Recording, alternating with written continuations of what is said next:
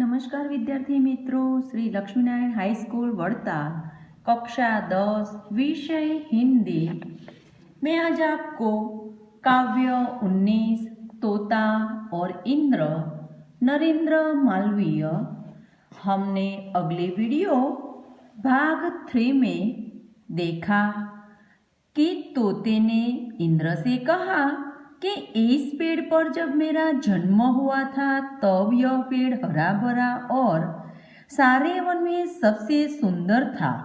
बचपन से लेकर अब तक उसने मुझे छाया दी और हरदम मेरे सुख दुख का साथी रहा है। तो हम अब आगे की 3 पंक्तियां भाग 4 में देखेंगे। तो मैं आगे की पंक्तियों का भावार्थ और शब्दार्थ के साथ आपको समझाना चाहती हूँ। इसकी मोदमयी छाया में मैंने था निज होश संभाला। मोदमयी यानी कि आनंददायक और मोदमयी यानी कि आनंददायक और संभालना यानी कि जिम्मेदारी। इसके मोदमयी छाया में मैंने था निज होश संभाला। यह है मुझको गाना मुस्काना उड़ना सिखलाने वाला। बचपन से लेकर के अब तक उसने दी है मुझको छाया। मैंने हरदम इसको ही सुख दुख का सच्चा साथी पाया। अब इस पंक्ति का शब्दार्थ और भावार्थ समझेंगे। तो मोदमयी का अर्थ है कि आनंददायक और संभालना यानी कि जिम्मेदारी। यानी कि कवि कहते हैं कि तोते ने इस पेड़ की आनंदमयी छाया में मैं बड़ा हुआ और एक जिम्मेदार तोता बना।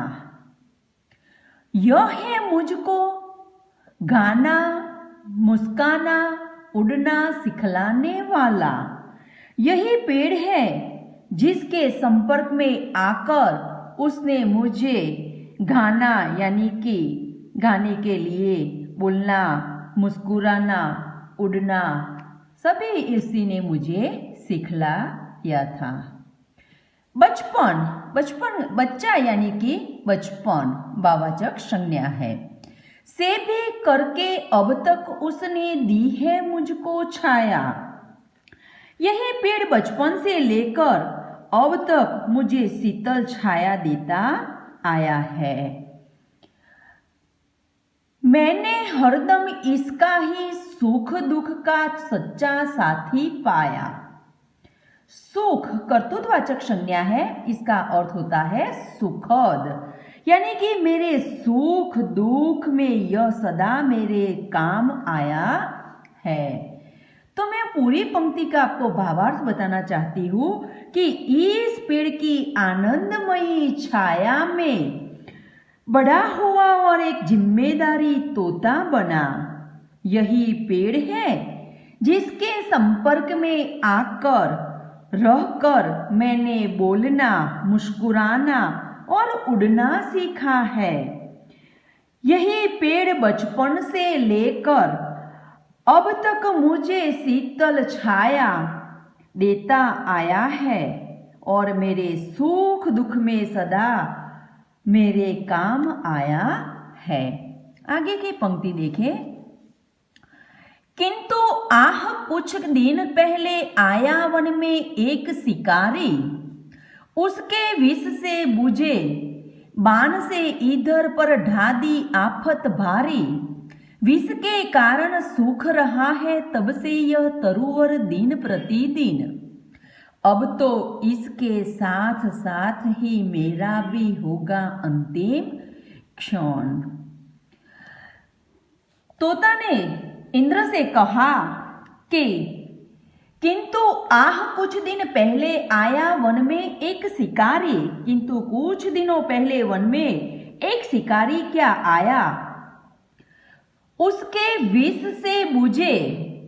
विष यानी कि जहर समानार्थी शब्द और विरोधार्थी शब्द विष का अमृत होता है। उसने अपने विष से बुझे बाण से इस पर ढा दी आफत बारी कि इस पेड़ पर ऐसा प्रहार किया कि इस पेड़ पर आफत आ गई। आफत का 3-4 समानार्थी अर्थ है कि विपत्ति, दूसरा अर्थ दुख, तीसरा अर्थ मुश्किल और चौथा अर्थ है कि मुसीबत। यानी कि उसी से ही कि विष के कारण तब से ये पेड़ दिन प्रतिदिन सूखता जा रहा है, कि यही विष के कारण सूख रहा है, तब से यह तरुवर दिन प्रतिदिन समास है, जिसका अर्थ है, समास होता है अव्ययी भाव समास। अब तो उसके साथ साथ ही मेरा भी होगा अंतिम क्षण। उसके साथ साथ अब मेरा भी अंतिम क्षण होगा। क्षण यानी कि समय। तो पूरी पंक्ति का भावार्थ हम फिर से समझ ले। किंतु कुछ दिनों पहले वन में एक शिकारी क्या आया।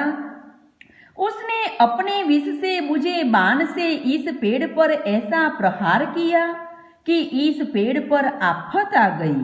विष से कारण तब से यह पेड़ दिन प्रतिदिन सूखता जा रहा है। अब तो ऐसा लगता है उसके साथ साथ मेरा भी अंतिम समय आ गया है। बचपन के साथी तजकर यानी कि छोड़ना। बचपन के साथी को तजकर भला कहीं मैं जा सकता हूँ। यदि जाओ भी तो क्या सुख संतोष शांति से पा सकता हूँ।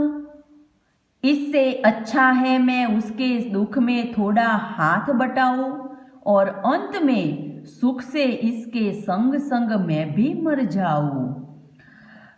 तजकर यानी कि छोड़ना और हाथ बटाऊ मुहावरा है, यानी कि सहायता करना, और मरना यानी कि मृत्यु, और भाववाचक संज्ञा है कि मरना। यही पंक्ति को हम फिर से समझेंगे कि इस पेड़ से मेरा बचपन के साथी रहा। अब इसके बुरे दिनों में मैं उसे छोड़कर मैं कहाँ जा सकता हूँ, यानी कि उसे त्याज कर मैं कहाँ जा सकता हूँ। यदि जाओ भी तो क्या सुख संतोष शांति से मैं पा सकता हूँ। यदि कहीं चला भी जाऊँ तो मुझे यहाँ जैसा सुख संतोष और शांति नहीं मिल सकती। इससे अच्छा है मैं उसके सुख दुख में हाथ बटाऊं। इससे तो अच्छा है कि मैं उसके दुख में इसका सहभागी बनूं। हाथ बटाऊं यानी कि सहायता करना मुहावरा है, और दूसरा अर्थ है कि सहभागी बनूं, और अंत में उसके साथ मेरा भी अवसान हो जाए। मृत्यु यानी कि अवसान, यानी कि अंत में सुख और उसके संग संग में मैं भी मर जाऊं। यानी इस पंक्ति का भावार्थ देखें तो इस पेड़ से मेरा बचपन के साथ रहा। अब उसके बुरे दिनों में उसे छोड़कर मैं कहाँ जा सकता हूँ। यदि कहीं चला भी जाऊं तो मुझे यहाँ जैसा सुख संतोष और शांति नहीं मिल सकती।